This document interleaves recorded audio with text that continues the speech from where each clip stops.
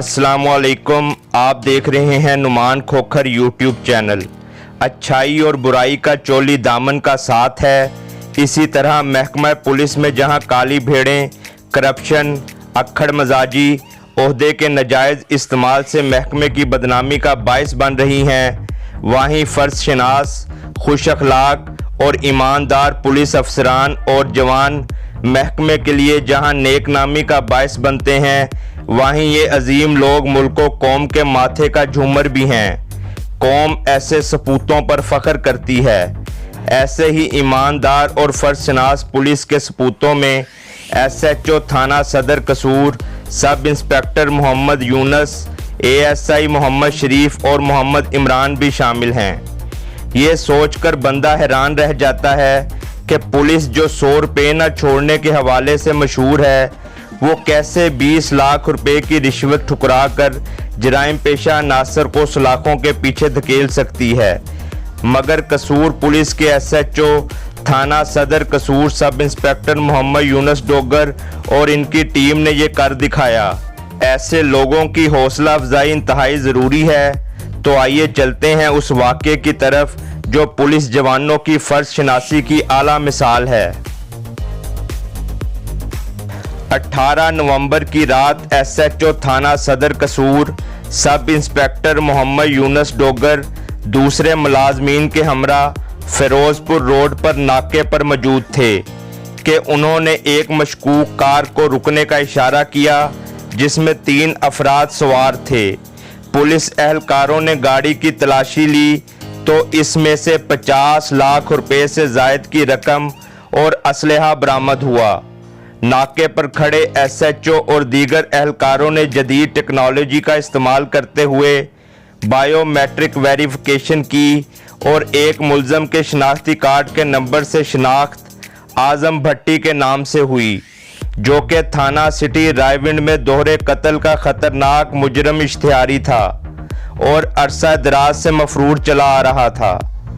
जब इश्तिहारी को इस बात का इल्म हो गया कि मेरी शनाख्त हो चुकी है तो इसने फ़ौरन SHO सब इंस्पेक्टर मोहम्मद यूनुस डोगर को 50 लाख में से 20 लाख रुपए रिश्वत की पेशकश की, लेकिन ईमानदार और फ़र्जशनास पुलिस एहलकारों ने ऑफर ठुकरा दी।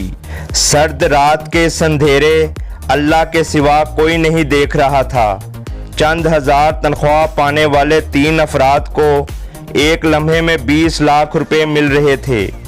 इनके पास ये सहूलत भी मौजूद थी कि वो थोड़ी बहस के बाद मुलजिम को गिरफ्तार ना करने के अविस 50 लाख रुपए ही रख लेते। यकमुश्त इतनी रकम तो शायद उन्हें रिटायरमेंट पर भी नहीं मिलनी थी, लेकिन इन पुलिस एहलकारों ने ये पेशकश ठुकरा दी। ना सिर्फ मुलजिम को गिरफ्तार किया बल्कि थाना सिटी रायविंड के SHO नज़ीर अहमद को बुलाकर इश्तिहारी आज़म भट्टी, गाड़ी और 50,18,000 रुपए इसके हवाले किए। उस वक्त के DPO कसूर सैयद अली नासर रिजवी वाक़े को आला हकाम के नोटिस में लाए।